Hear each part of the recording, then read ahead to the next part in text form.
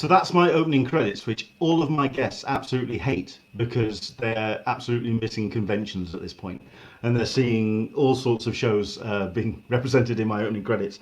But there we go. That's the way I start my show. Welcome along to Talkin Con, a cup of tea with an Englishman in San Diego. My name's Leonard Sultana, and each and every Sunday at 10 a.m. Pacific, 1 p.m. Eastern, 6 p.m. GMT, we talk Comic-Cons, com culture, and all the stuff and nonsense that we get to enjoy at such shows.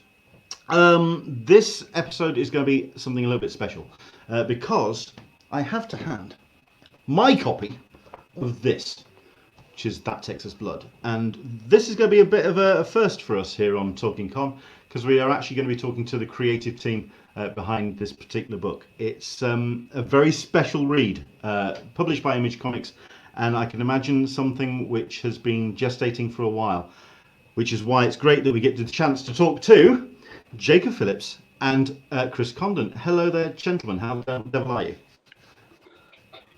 Hello. Yeah, great. That sounded apprehensive, but it's okay. We'll take it as it goes. But it's great to have you joining us. Thank you very much indeed for coming on. The way I've been starting this run of shows is I've been asking 3 questions. So I'm going to get the pair of you to answer. We'll start with Chris. But question number 1 is, what is your beverage of choice? I have my cup of tea to hand.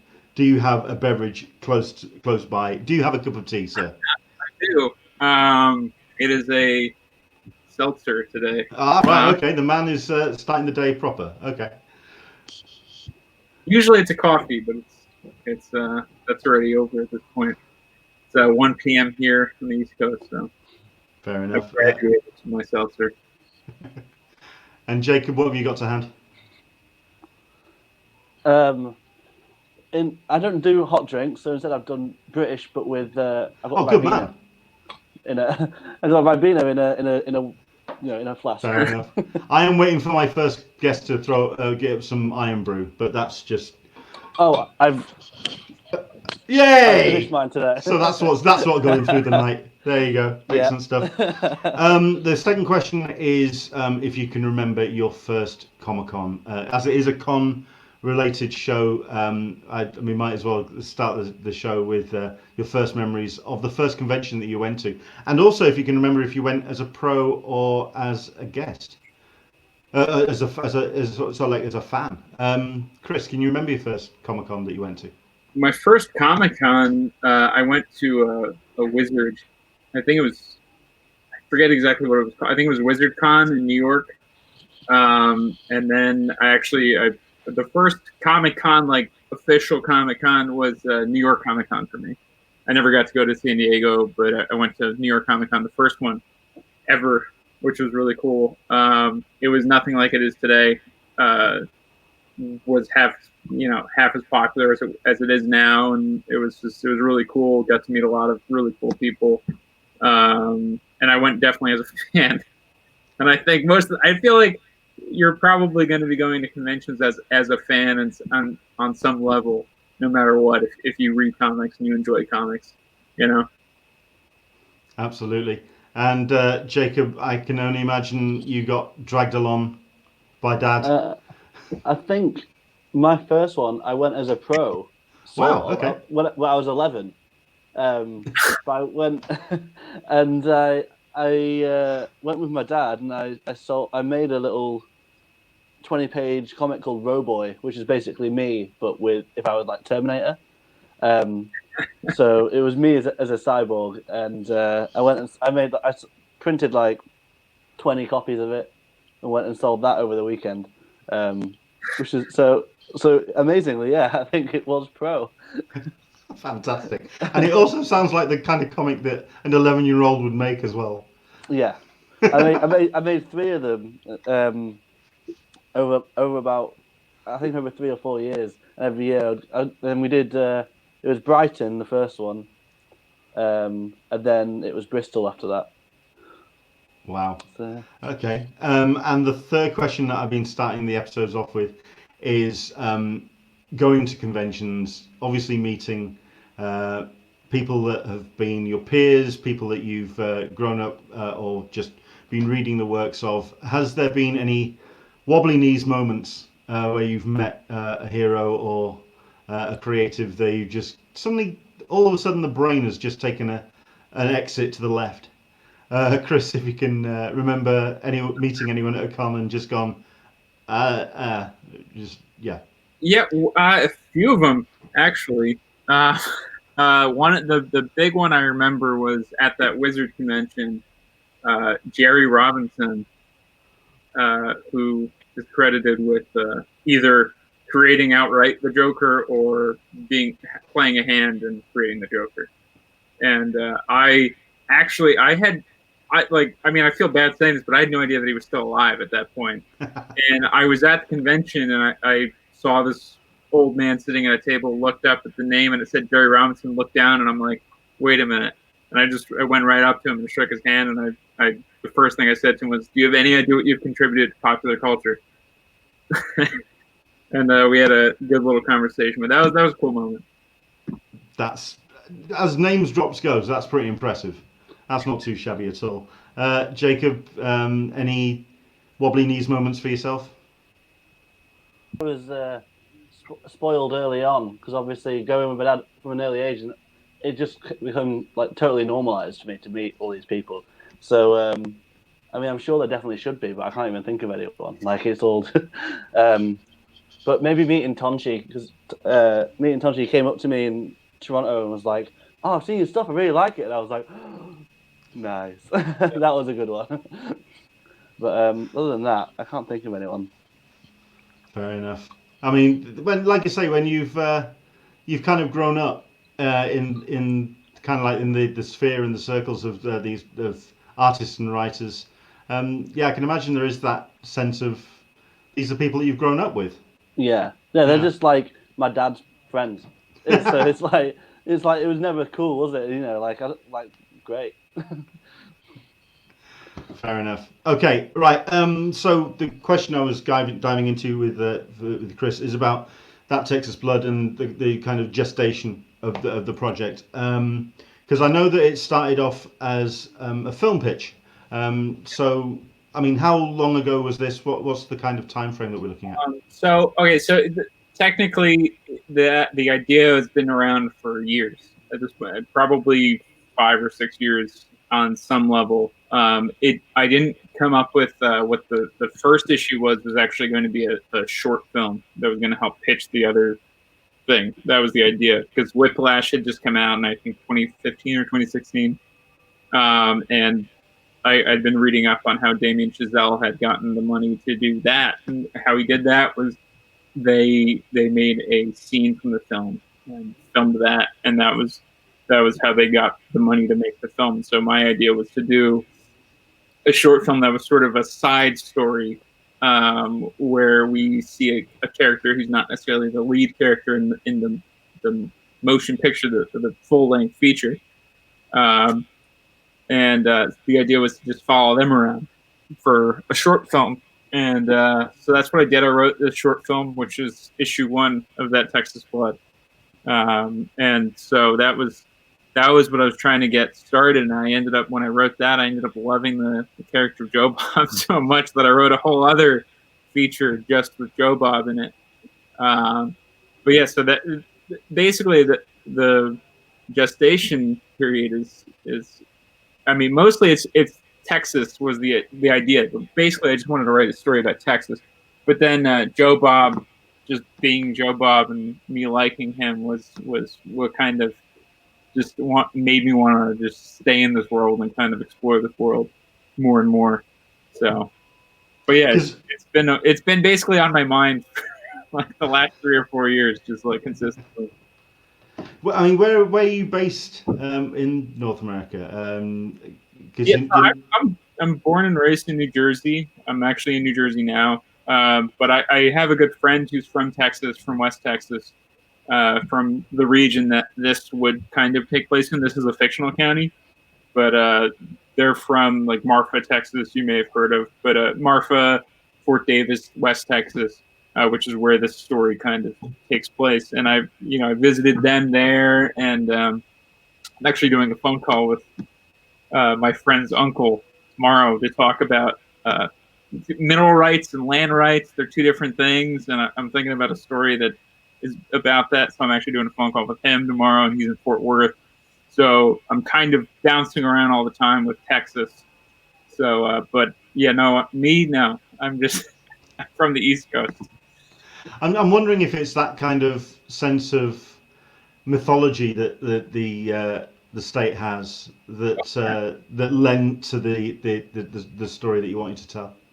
Yeah, there's definitely there's a mystique that the place has. I feel like people in Texas sort of bristle at that notion, or some people bristle at that notion. But it's just, to me, it's the place and sort of the west, the west of the United States sort of has this mystique to it still. It's just these wide open spaces, these vistas. It's sort of like handing an artist a canvas, and just being like, paint something. And that's sort of how it feels to me, is that it's you're just given these vistas and it's like, come up with a story. And it's like everybody who lives there sort of has like an edge to them, And so that's kind of how I think about it. And that's kind of what attracted me to wanting to tell a story in that environment. But yeah, definitely, there's the mystique to it, and that's what definitely attracted me to it. What were the kind of touchstones that you drew on to kind of, because like you say, you're almost creating a mythological version of the area. What were the things that you drew on? Was it films? Was it books? I mean, it's definitely there's. I mean, I love the Coen brothers, so that's definitely an influence. I really love the novels of Jim Thompson, and he writes about Texas. So that those were both influences. I'm also heavily influenced by sort of in sort of the storytelling mode by the X-Files, in terms of their mythology versus their Monster of the Week episodes, things like that. But also Stephen King, because I love the idea of having a fictional place within a real place and drawing upon real things, but having it be a fictional place allows you basically to have a sandbox where you can do whatever you want, And when it comes to because I can imagine as well that for myself, when I think of Texas, I do have to go to some films, just because there is this sense of a different sense of mannerism, a sense of behavior, a sense of, like you say, there's Texas versus everywhere else. There's a real kind of like a tipping of the shoulder when you think of that state. I mean, is that something that kind of appealed when it came to putting these characters together? Yeah, I mean, for me, it was I was as much influenced by the actual real life Texans that I got to know. My friend's father is actually, that's where I got the name Joe Bob from. His name is Joe Bob. That's where I got the name from, and a lot of the mannerisms for certain characters kind of I picked up from meeting people from there. There's a guy named Ty Mitchell who runs a bar down in Marfa, Texas, and he's got an eye patch and a cowboy hat, and a bunch of dogs around him, and like just sort of this slow pace, sort of, you almost feel like he's just like sort of like checking you out, seeing if you're worth his time, and so those are the sorts of people that I wanted to write about, and to write a story for, see what they would do in a certain situation. And also, I forgot to mention this, but definitely like Larry McMurtry was also an influence, who wrote Lonesome Dove and Horse Can Pass By, which was adapted into HUD, Last Picture Show. So definitely a lot of Texas influence throughout my life, just like sort of, mixing it all together and just coming up with our own thing. I mean, can I ask if have you been to Texas now? Have you? Oh yeah. I visited. Yeah, so I lived in Los Angeles for a number of years. Because I just got this real fun appeal that you haven't actually ever been there. Oh no, I mean I've been there. I haven't lived there though. Right. Okay. I've traveled there several times. There's a film festival down there too in Marfa, and I attended that. But yeah, there's things that are directly inspired by Marfa and Fort Davis that are in our comic, including the hotel that Randy stays in. That's based on the Paisano, which is a hotel in Marfa. So there's things that are definitely influenced by it. And yeah, they did travel there, but I haven't lived there. But you know, it's a cool place. It's definitely a cool place. It's definitely an interesting place to visit and hang out. Cool. I find it interesting that you say that you basically had that short idea, that short film pitch, as the first issue, the casserole dish. How quickly did the rest of the story then start coming together? Because it's an incredibly rich character list. It's a hell of a roster of people that you've populated the story with, and there's a definite sense that this is it's not just your 6 issue story. There's this whole canvas that you're drawing from. Right. How long did it take you to populate the world, and how far did you go? I mean, in terms of, or how far have you gone in terms of the story for That Texas Blood? Well, I sort of have a plan for the entirety of it. If we're allowed to go as far as we can go with it, I'm envisioning it as 30 issues, and I have the whole thing kind of mapped out. I like the idea of doing so. First, for example, the first issue is a one shot, and I like the one shot. And I feel like that might have confused some people, because I think some people read an issue 1 and they expect it to kind of jump into the larger story. But what I wanted to do, and what I wanted to do was sort of just introduce the world, and that was the point of the short, and that was why I was kind of like, this is kind of a cool idea to do this as a comic, instead of being, end it with a cliffhanger where, you're going to find out who the big bad is or whatever. But we just sort of have this little single story drop you in, and that just sort of introduces you to the characters, to the world. But yeah, I mean, I have things planned out. I'm sort of introducing. We're going to meet a character in issue 4 that comes out on the 30th of this month, who's actually the brother of the guy who killed himself in issue 1. Spoiler alert. But yeah, so that's it's sort of it's like got that small town vibe. Really tried to make it that way so that you'll be running into characters that you've already met. But yeah, I don't know. I just just thinking about it in terms of, I grew up in a small town of 2 square miles, and so I grew up in that environment, and so just kind of moving that to Texas and trying to think about it in that way. Like, who are the people you run into that you're like, oh, that guy's a character, or, this person I got to stay away from, things like that. Cool. To bring Jacob into the conversation, then, if he can still hear us. Yeah. I mean, you've definitely found yourself on this. I mean, the mix and the combination of the plot and what you're bringing to the story, Jacob. You've definitely found yourselves as an absolute team to be reckoned with. Like we were talking about, that first issue as the one shot.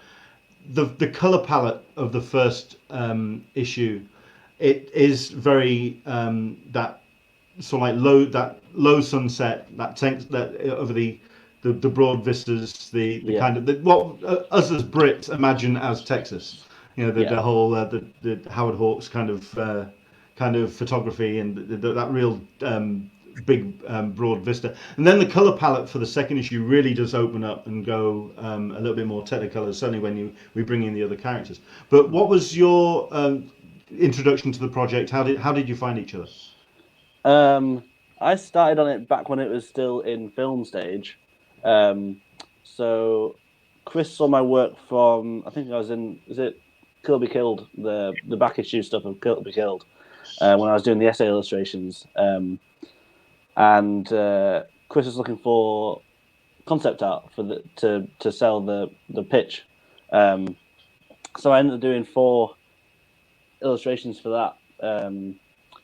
Or is it 5? Something, 4 or 5 like full painted illustrations for that.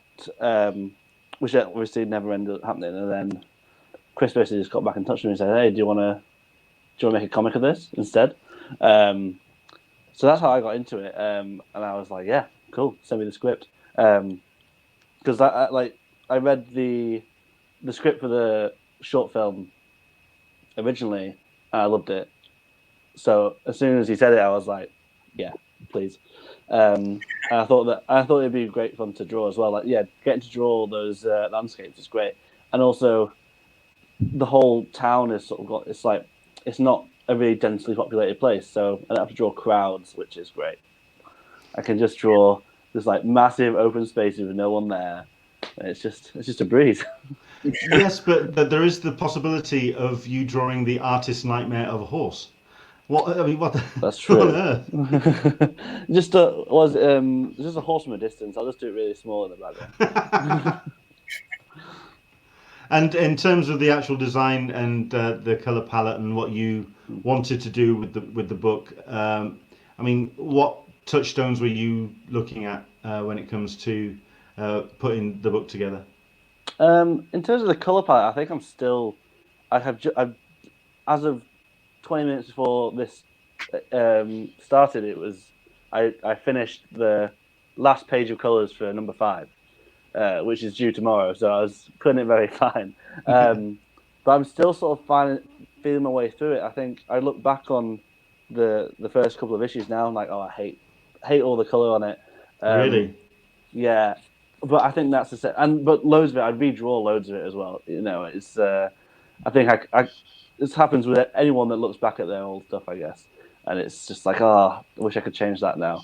But with the first one, I just wanted to capture the atmosphere of that sunset, and I think that the palette sort of came into play with like drawing the idea of blood as well, particularly in the sunset and the sky. I think it's almost like a hint at what's about to come, which I think is quite nice. And then like the pages that are up now, I think are my favorite ones from issue 2, the early morning yellow sky. So I'm just trying to like play around and see what works, because obviously I'm still very new to this. I'm just trying to figure it out. Like I wanted to look different to what I was doing with Criminal, which even though it actually is pretty much the exact same approach, but I just scribble a lot more. But I was looking at like 50s illustrations and stuff like that. And that sort of texture, like brush mark texture and colored pencils, and I was playing with that and how to bring that into a sort of a digital realm that works for comic books rather than full painted, but getting that sort of texture to it. It's sort of meant to sort of act as like film texture, that sort of, just to give it a bit of grit and a bit. So it's not just flat. No, it's not very. See if I can word this without insulting you. I don't think I will. But it's certainly not very clean. It's very scratchy. I think that also gives it a real sense of energy and a sense of urgency. That there's a real kineticism in the whole thing, because there is this sense of, okay, there's the frame. There's another frame. Let's move on. Let's have this real energy in the story. I'm always interested when it comes to the creative process between artist and writer, especially when it comes to that collaboration, and when you start seeing pages coming in, and how that can often bring new ideas and kind of maybe even take the story in a different tangent. Chris, when you started seeing pages that Jacob was bringing in, how did it change what you were thinking about the story and the tone going forward? I mean, I was like blown away when I saw the first couple pages come in. Even when it was just when we did the pitch for it, which we sent around, it was really cool, because you have this character in your mind, and especially when you're doing the film, you're thinking about casting it and all that, and then you see the way that Jacob drew Joe Bob, and it's like, oh, yeah, of course that's Joe Bob. You know, it's like there's no question about it. Like this is him, and so that definitely um, helped influence the way that I was writing Joe Bob. Because you know, now that I'm seeing him, I'm like, oh, okay, you know, I feel like I know this guy already. And but now I'm like, it's almost like an online dating situation where it's like always on the phone forever, and then you finally meet them in person. That's how I felt about Joe Bob. But yeah, I don't know. His work on this is incredible. I also the coloring, I love the scribbles on it. It almost feels like to me like a picket fence that's scratched away the paint. You know, and that's always how I felt about it. And I love it. And I was looking at the colors for issue 5, which she was just finishing up today, as you just said, and there was the final panel on the final page, phenomenal. I was like, oh damn, that's good. And it's like, you know, I mean, I'm not sure, you know, I'm always like very critical of my writing, but you know, it's like as soon as you see his interpretation of it, I'm just like, I think we're okay. Um, I also feel that there's a real rich world of the interconnected characters. That whole small town feel as well, of everyone knows each other's story. Everyone the when people meet other people and they know everybody else, and everyone lives in each other's pockets, as it were. And there's all these secrets bubbling underneath the surface. There's a real kind of noir sense to it, which kind of does then lead on to the other books that the Phillips have been involved in. At which point, Jacob, I wonder how much you did look at your dad's work and Ed's work and bring that into what you were doing. Yeah, I think for me it's impossible to avoid, you know, because Sure. especially as now I'm working with him on it. So Well, yeah. it was always going to look like a bit like what I was doing on that anyway. But I think because I spend days at a time looking at his work, I'm picking up tips constantly. Like it doesn't matter how many other comics I read now. Like I'm always, whatever I read, I'm picking up little things here and there and trying to pull things out of it. But because I'm sat there coloring his stuff all day, that's what I see all the time. So Sure. I think there was always going to be a bit of that, and obviously growing up surrounded by it as well. Yeah. It's also definitely influenced it.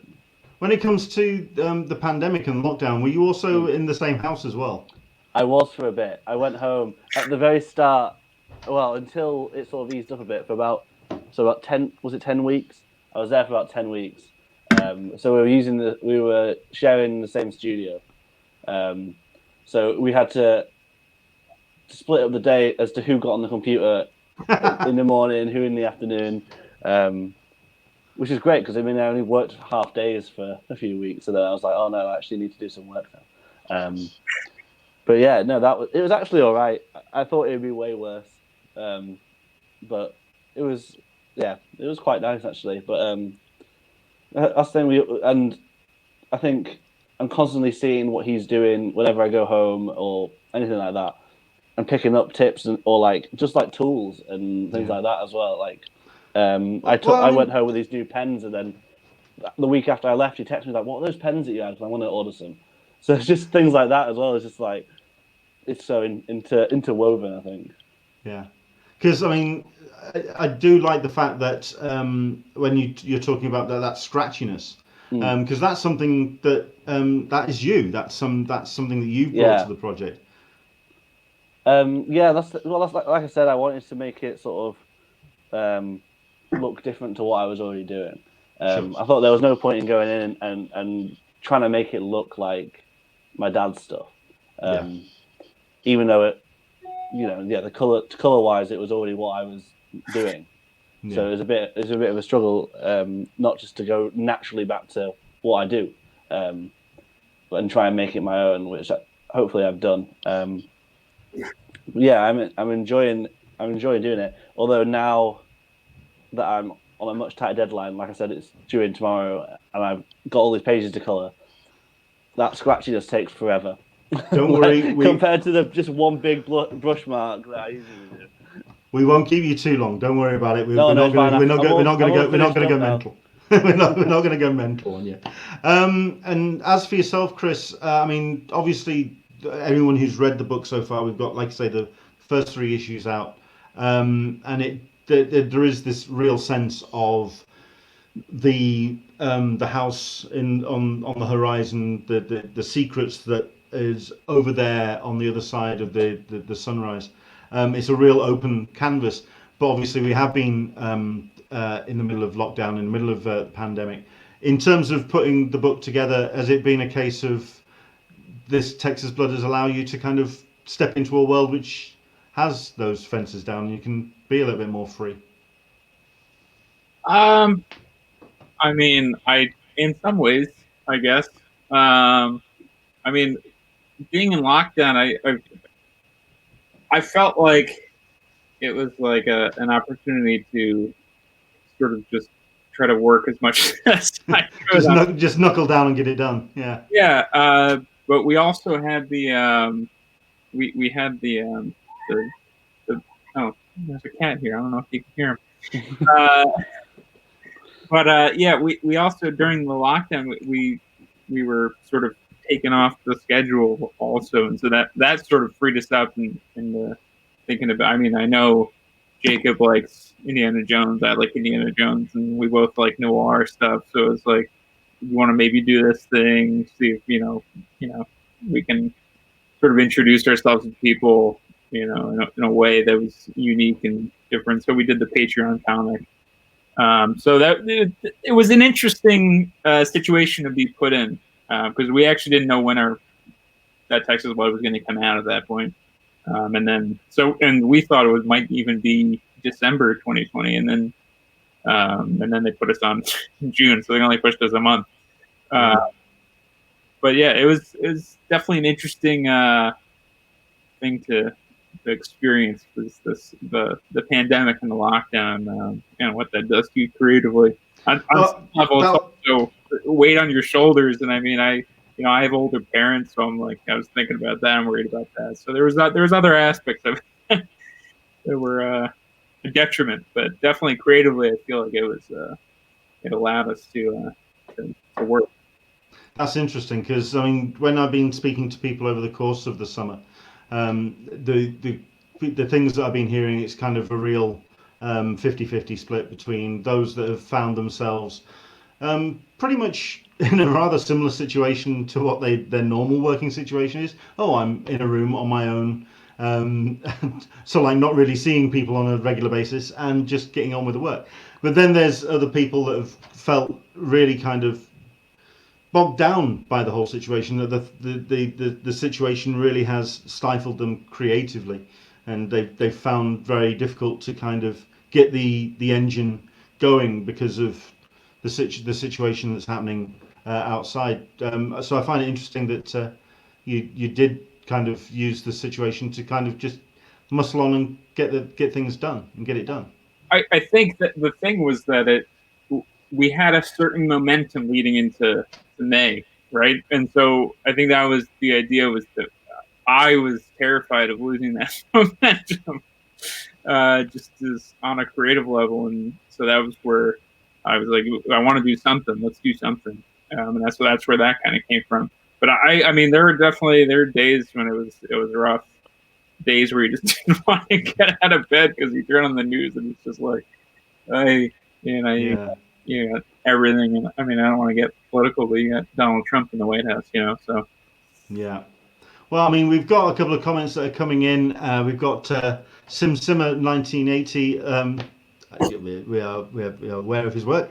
Love the book, guys, and the Patreon, which is such a strong support system for the book as well, and also the Spotify playlist, which I find interesting that you can find at the back of the track playlist. How was that in terms of? Bear with me. In terms of the, I really need to shut up now. In terms of the putting that playlist together, when did that idea come from? The idea came from me sort of having these songs that I would listen to and try to get into the mood of whatever I'm writing. And so I'm already listening to stuff. So I'm like, well, what if I put it together as sort of, since the idea was already originally a movie, it's, you had a soundtrack for a movie. So I'm like, well, what if we have a soundtrack for this? And it's been interesting because I never actually intended people to be reading it with it, almost as like a bonus extra. But people have been reading it with the Spotify playlist, which is really cool. And we have an email at the back of the comic, and we've been getting some emails from people recommending songs and things and a lot of people from Texas responding to, and actually a lot of people from Texas recommending country songs and things like that. So it's definitely interesting. But yeah, there was also there's an author that I like a lot, Michael Chabon. He wrote The Amazing Adventures of Pavilion and Clay and a lot of other great novels, Moonglow, The Yiddish Policeman's Union. But on his recent novels, he's been releasing a playlist of things that he listened to while he was writing, and so that was also sort of an influence on it, for sure. Was this a playlist that you then forwarded on to Jacob to listen to while he was working? Yeah, as soon as I'm finished with it, I send it off to him. Like, hey, what do you think? And I believe that he's. I mean, we can ask him here if he's listening. Yeah, absolutely. I mean, I listened to it whilst when he first sent it. I was listening to it whilst drawing. And I was like, yeah, it is like a soundtrack. I was like, I'm getting into the mood. I always have something that I'm listening to anyway. So, but I never even think about it in terms of the mood of what I'm doing. It's a completely separate thing for me. But when I had that on, I was like, oh yeah, it's like I'm there. I can feel the world that I'm making with this thing, which is it's great. So hopefully people get the same thing out of it when they're reading it. Any songs that you contributed to the list? No, nothing to do with me. No, I let Chris do it himself. Fair enough. We've also got, like I say, a couple of comments that are coming in. This creative team will rival any other in comics. So there you go. You're definitely getting some real a real fan base for the book. What has been the reactions that you have been getting when it comes to audiences? I mean, I can imagine with noir and with stories which have this real texture to it, you do have people that kind of are anticipating where the story's going. Are they kind of hitting the marks, or have you got some surprises down the line, Chris? Nobody's really guessed what's going on exactly, but it definitely, people have been enjoying it. Like I said, we have that email and been getting a lot of emails from people. A lot of, like I said, Texas people, Texans, have been emailing us and telling us that they like the comic, which is really gratifying to hear. They've been saying that it's essentially, this is like their Texas, and we captured that, and that's really cool to hear, especially coming from somebody from New Jersey and the UK. But yeah, to me, that's like a really cool thing, is hearing from people. And it's there's a couple negative things out there, but it's overall it's been positive, and that's I like hearing everything though. If people don't like something, I always enjoy hearing opinions, and that's always been the way that I've kind of approached writing in general. It's just I always like to send it off to people and get their opinions on it, because I obviously I have a certain perspective on it, but I want to know what other people think of it, because you're not just writing. Yeah, you are writing for yourself, but on another level, you're writing for an audience. So you want to make sure that it's going to appeal to an audience, right? Sure. So I definitely always listen to the good and the bad, and if there is bad, like I either will consider it, or I will go, I don't think they're right there. So there's definitely those moments. I mean, this is also the kind of book that would have had its big launch at shows this summer at San Diego, coming to New York as well. Jacob, no doubt you'd have been heading across the pond and kind of catching up with Chris and taking this book on the road. How difficult has this been during lockdown and during the current situation to get this book out to an audience in getting people's eyeballs onto the book? What's been the big challenge, would you say? I mean, yeah, I think it has been hard. I was making a list of UK shows that I wanted to go to this year, just like loads of smaller ones as well, just to try and get it out there. But yeah, it's definitely, I think it's just been mostly social media, just posting it on Twitter and talking to everyone, because that's the only way you get to interact with anyone. Normally, obviously, you sat behind your table, people come up and you chat to them about whatever it is, and if they like it, then if they've already read it, then they'll say how they feel. And there's definitely, like, on Twitter especially, like a group of people that seem to really, really like it, and like who we talk to quite a lot, and they'll reply and retweet everything, and like are really, really supportive, which is great. So it's actually been quite nice because you sort of got to know these people virtually anyway. But it's definitely missing that whole like in-person connection with all these people, which would have been. But if anything, it's been nice because it means I've just got to sit and concentrate on actually making the book. Sure. Because I think it would have been almost overwhelming going and having people come up to me and be like, we really like it. I'm like, oh, I'm halfway through the third one. I need to go home. So it's almost like I'm looking forward to in the either next year or the year after, whenever it's back to normal-ish, going out now, and especially because it'll all be out. This first run will all be out then, so people have actually read it. So that'll be nice. Well, that's when you find yourself, the pair of you behind yourself at a table, and you get a bunch of Joe Bob cosplayers coming at you. That I can imagine will slightly freak you out. Yeah. Well, I sent Chris a photo. It was the Lakes Festival. Oh, have you had some already? And no, it wasn't even intentional, but he just looked exactly like Joe Bob, and he was just sat in the middle of the clock tower at the Lakes. That was whenever that was. That was like October last year, wasn't it? Yeah. So that was pretty funny. But yeah, I'll be very shocked if we get any sheriffs show up. Well, yeah. I've actually got a physical piece of fan mail at my local comic shop when I went to go pick up my books. I got a message from them on Instagram, and they were like, "Hey, when are you coming by? We have something for you." And I was like, "Oh, what do you have?" A letter. Oh, okay. But it was very kind, and my experience has been that everybody's been really supportive, and especially that the Twitter audience that Jacob was talking about, that everybody's been really supportive. And it's just so cool because it's like, I don't know these people at all, and it's so cool that they've taken such an interest in us and the book that we're writing and drawing, and it's just, to me, it's just like it's really rewarding. I do wish that I could go to conventions though, obviously. Sure. But, yeah, and we also got some fan art too. Yeah.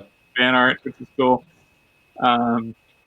It's really interesting because, again, I don't know what Jacob thought, but I was like, I don't know who's going to read this, whether anybody's going to read it. Yeah. But here we are sitting talking with you, and getting fan art. Yeah. Fan mail, and it's just. I think it's definitely finding its audience, and I mean, I'm really curious certainly now, when people are trying to find that connection with an audience, and it's great that you're finding it through social media. In terms of creative teams and finding that way of making that connection, most people are turning to social media and to crowdfunding and to Kickstarters and Indiegogos and whatever. I'm really curious as to the support that you've had from Image as a publisher for this, because obviously this was all designed and ready to go before lockdown kicked in. So you were ready to put the book forward. What was the conversations in terms of how much support Image gave you when things really started getting when the lockdown really started hitting home? Well, I think it was kind of a rough situation there for a minute because we didn't really know what was going on with Diamond holding back books, and nobody really knew what was going on. But yeah, once the book came out, I mean, they pushed us enough that we were able to sell out our first issue, which I was surprised about. Yeah. And yeah, it's been a really incredible. I mean, I think the team in Image is fantastic. We have help from Deanna Phelps, who's always catching things before it goes to print. I have my problem with ellipses. So there's definitely been a lot of support from them. But Jacob, I'm sure you probably have something to say too. Yeah, they've been great, and I think like Chris said, there was a point where we didn't know what was happening, and if it was coming out, and we thought it was going to be. It could, if it ever came out, it could be the end of the year. But I think even the fact that they took a chance on us and it was like it came out. I think it was the first week. It was one of the first books that came out. Yeah. So that was great because I thought that they would stick with like established teams and books and just be like, right, we need to, because they obviously needed to get the money in after the time where nothing was coming out. So I was quite surprised actually that they only pushed it back a month, and it was straight away, because I feel like it was definitely a risk putting out this brand new book with a brand new set of people. So I think that was great. So yeah, I'm grateful that they even gave us a chance in the first place. Well, that's just, I mean, I think people assume that we were like a shoo-in, but it wasn't at all. Yeah. We sent it out to a bunch of publishers, and we got a few no's and a little bit of interest here, and then just it would like go flatline, and then. Well, I met Eric. Maybe it was not long after we got picked up from Image in Leeds, just very quickly for Thought Bubble, and he was like, "Oh, just wanted to say, like, really liked the pitch. Also, love that you didn't put your dad's name anywhere on it. Like, there was no mention of that. So, and he was like, I actually really respected that. That you didn't just try and, trade off your dad's name. Yeah. Exactly. Yeah. So I think people sort of may assume that it was pretty easy for us to it was a guaranteed spot or anything, but we didn't hear back from them for ages, and we were like, oh, well, I assume Image haven't taken it. And then when they did get back to us, we were like, what? Oh, great. Yeah. Because like Chris said, like, we had like a bit of interest from a few other places and some no's from some places. So the fact that they were willing to take the chance was great.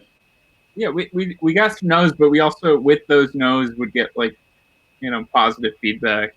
But it's just either they just were not taking on books or whatever. But yeah, I mean, I remember when I was gonna send it out to Image, and I said to Jacob, "We're probably not gonna get Image, but I'm just gonna send it out anyway. It doesn't cost me anything." And then, lo and behold, Image is the publisher that we got.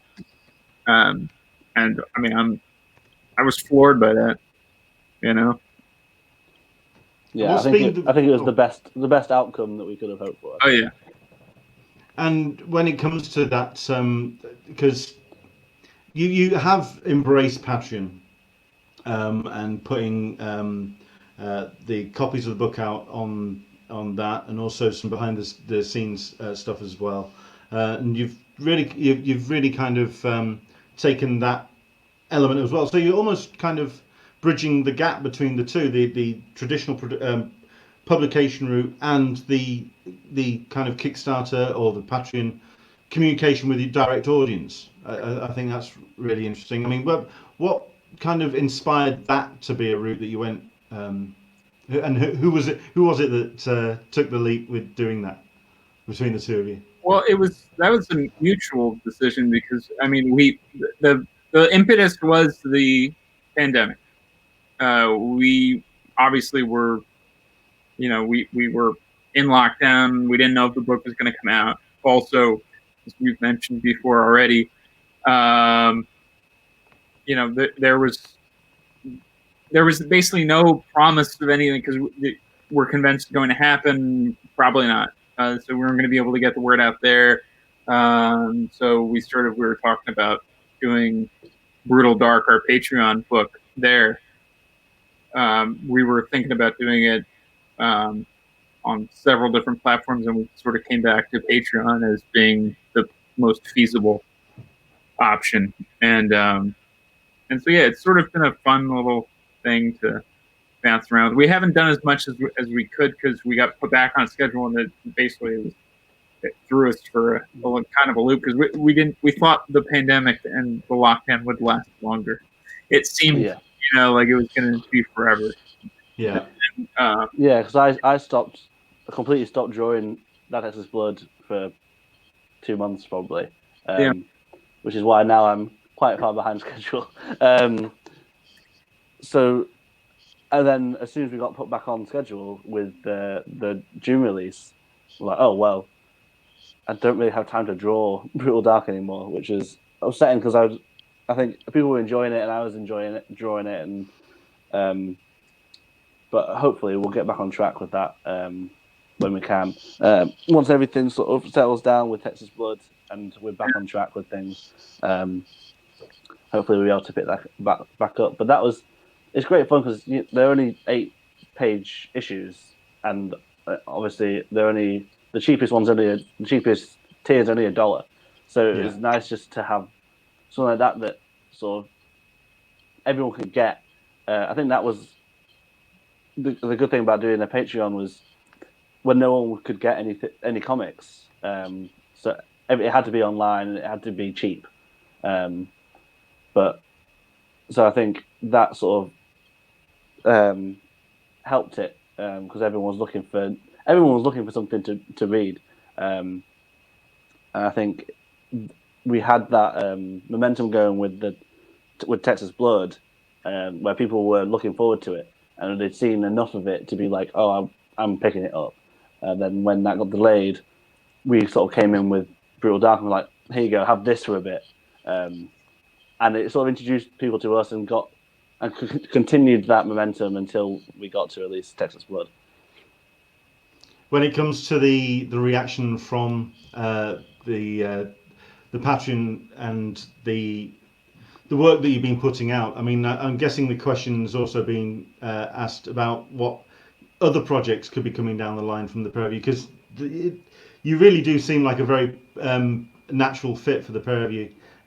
Like when I said at the top of the show that you have found each other, there's a definite feeling, a real knit between the two of you. I mean, is there any other projects that's possibly coming down the line or that you've been talking about? At the moment, no. But yeah, there's a whole lot of that Texas Blood to come. So we're sort of in that world, and I've said this before that I mean it was originally a movie idea, but I can't think of it as any other medium now than a comic. Well, that was going to be the question I was also going to ask to kind of start wrapping things up, which is, the future of that Texas Blood. Can you see as a film? And if so, can you imagine your dream casting for it? I mean, the dream casting, I think, based on how Joe Bob looks now, I would say Sam Elliott. He's Joe Bob basically. But yeah, I mean, when I was originally, writing it as a film, I had wanted Sam Neill as Joe Bob. I always liked how his sort of presence, and that was sort of an inspiration into the sort of thoughtfulness of Joe Bob, the thoughtful quietness of him, his lingering well that he always spouts. But Yeah, I don't know what the future's going to be. I mean, it could be a movie, it could be a TV show. I mean, I'm thinking of it as a comic now, though. So Sure. it's interesting to have evolved in that way, because for so long it was like, it's a movie, you know. And then sort of approaching it as a comic, I think really opened my eyes to the potential of the county and the characters and the stories that we could tell with them. I've told Jacob this, but I mean it's the truth. For me it's like some people I know, like for Cowboys versus Aliens, I think that's what it was called. They did like a comic pitch to sell the movie, and I know that that's definitely how other some creators try to approach things, is they try to make a comic and then they'll make a movie out of that or whatever. But for me, it was once I switched over, it wasn't just to it wasn't to sell it as a movie or anything. It wasn't. It became that to me. It wasn't a route to make it into a movie anymore. It became a comic, and I feel like it's a comic now. Sure. I mean, for myself, I found it interesting reading it, because the first issue, I mean, like you say, it was definitely it felt like a one shot, and it felt like a tone poem. There was a real kind of, you were setting a real a mood with that first issue, and how that's then progressed with these additional characters coming in, and kind of returning home. Like it is like a magnet. The whole thing. The area just feels like this magnet, not only for characters but also for trouble and for some rather violent characters. I mean, I'm looking forward to seeing what goes forward. I'm hoping that you do maintain that kind of sense from that first issue, that real sense of a pervading tone throughout the whole of That Texas Blood. I think that's what people are being drawn to. When it comes to the book, because it's, while it may not be pretty in places, well, I think it feels like a real rich world, and that's what I think a lot of people are really drawn to when it comes to That Texas Blood. The next issue comes out, I believe, when's it, on the 30th? The 30th. Yeah. Yeah. I'm looking forward to reading it. It's on my pull list, and I'm recommending it to everyone I see. So let's see more and more of this, and let's follow the story forward. Chris, Jacob, it's been an absolute pleasure having you on. Thank you very much indeed for coming on and Thank talking you for having to me. us. Where is the best place for people to find out more about what you've got coming up? Is it the Patreon page? Is it your Twitter? Where's the best place to send people? I would say our Twitters. Yeah, I think the Twitter's the one. Tweeters. Mine's at Christoph Condon. His is Jacob R. Yeah, Jacob R_Philips. Excellent stuff. Gentlemen, it's been a pleasure. Thank you so much for coming on, and continued success with That Texas Blood. Thanks for joining us. Great, thank you. Thank you. So cool. All right. Yeah. Try that again. There you go. Like I say, it's a really cool book, and I really would highly recommend it. Checking it out. Like I say, I've been buying it, and it's just such a. I'm not going to say fun read, because, like I say, it's a dirty, gritty book with some real kind of, like I say, blood under the fingernails. It's a dense read, it's an exciting read, but I'm really looking forward to seeing where the story goes. So thank you very much indeed to Chris and Jacob for coming on. That's us for this week. I hope you enjoyed the show. We are going to be back next week with Elsa Chartier. I always get that surname wrong. I know I was going to get that wrong. But Elsa's going to be joining us not only to talk about what she's been getting up to throughout lockdown, but also her upcoming Kickstarter as well, because she also has a new art book on the way, and she's launching it this week. So we're going to be talking to her about that, about the challenges of connecting with an audience and also raising money when nowadays there's so many projects out there vying for your attention. Hopefully you can join us for that. That's 10 a.m. Pacific, 1 p.m. Eastern, 6 p.m. GMT on next week's Talkin Con, a cup of tea with an Englishman in San Diego. From myself, Leonard, and from Jacob, and from Chris, we'll see you soon. Bye bye.